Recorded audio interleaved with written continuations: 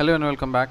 The Indian government has established organizations such as GEAC to make decisions about the validity and safety of GM research. GM का मतलब genetically modified organism, genetically modified, ठीक है। और ये जो GEAC है इसका फुल फॉर्म होता है जेनेटिक इंजीनियरिंग अप्रेजल कमेटी। इसका हेडक्वार्टर न्यू दिल्ली में है और ये ministry of environment and forest and climate change के अंदर आता है, ठीक है। So the Indian government has established organizations such as GEAC to make decisions about the validity and safety of genetically modified research. Rice is a staple food in Asia and there are an estimated 2 lakh varieties of rice in India alone. तो rice जो है वो Asia का staple food है और सिर्फ भारत में ही जो राइस है ना, चावल, उसके 2 लाख से ज़्यादा वेराइटीज़ हैं। Basmati rice with its unique aroma and flavor is a popular variety of rice in India with 27 documented varieties grown in the country. So basmati rice जो है वो काफ़ी ज़्यादा पॉपुलर है। खाए हो कभी बासमती राइस? तो उसका एक यूनिक फ्लेवर और एरोमा होता है और ये काफ़ी पॉपुलर वैरायटी है इंडिया में राइस का। और सिर्फ बासमती राइस का ही 27 डॉक्यूमेंटेड वैरायटीज़ हैं, अलग अलग तरह के बासमती राइस। 1997 में an American company obtained a patent for basmati rice through the US Patent and Trademark Office, allowing them to sell a new variety of basmati that was actually derived from Indian farmers varieties. क्या हुआ? 1997 में एक American company को patent दिया गया basmati rice का।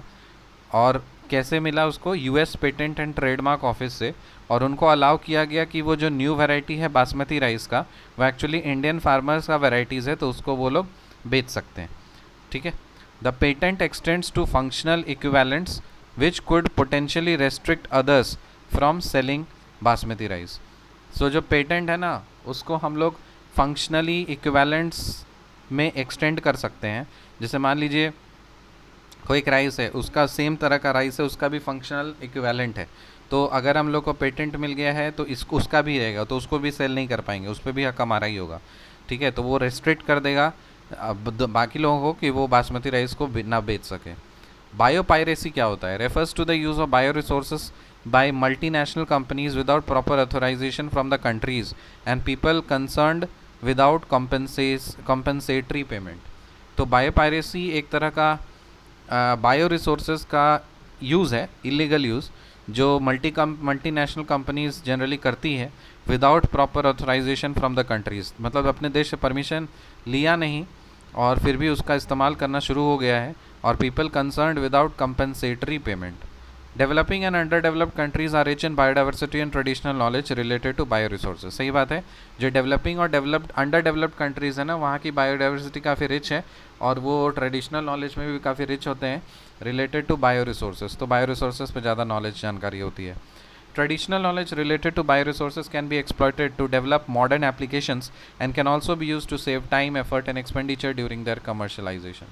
So जो traditional knowledge है उसका हम लोग इस्तेमाल कर सकते हैं। जो बायो रिसोर्सेज का ट्रेडिशनल नॉलेज है सो उसको हम लोग इस्तेमाल कर सकते हैं ताकि मॉडर्न एप्लीकेशंस में डेवलप करने के लिए और साथ ही साथ टाइम बचाने के लिए, एफर्ट बचाने के लिए and expenditure during their commercialisation. The Indian Parliament recently passed the second amendment of the Indian Patents Bill, which takes such issues into consideration, including patent terms, emergency provisions, and research and development initiatives. तो बस पता होना चाहिए Indian patents bill नाम का भी कोई चीज़ है जो भारत का संसद ने पास किया है। The Indian government has established organizations such as GEAC, Genetic Engineering Appraisal Committee, headquarter New Delhi में है और ministry of environment and forest and climate change के अंदर ये आता है to make decisions about the validity and safety of GM research. Rice is a staple food in Asia and there are an estimated 2 lakh varieties of rice in India alone.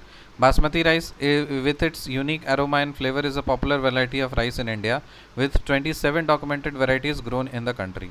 In 1997, an American company obtained a patent for basmati rice through the US Patent and Trademark Office, allowing them to sell a new variety of basmati that was actually derived from Indian farmers varieties. The patent extends to functional equivalents which could potentially restrict others from selling basmati rice. Biopiracy refers to the use of bioresources by multinational companies without proper authorization from the countries and people concerned without compensatory payment. Developing and underdeveloped countries are rich in biodiversity and traditional knowledge related to bioresources. And traditional knowledge related to bioresources can be exploited to develop modern applications and can also be used to save time, effort, and expenditure during their commercialization. The Indian Parliament recently passed the Second Amendment of the Indian Patents Bill, which takes such issues into consideration, including patent terms, emergency provisions, and research and development initiatives. See you in the next video. Till then, bye.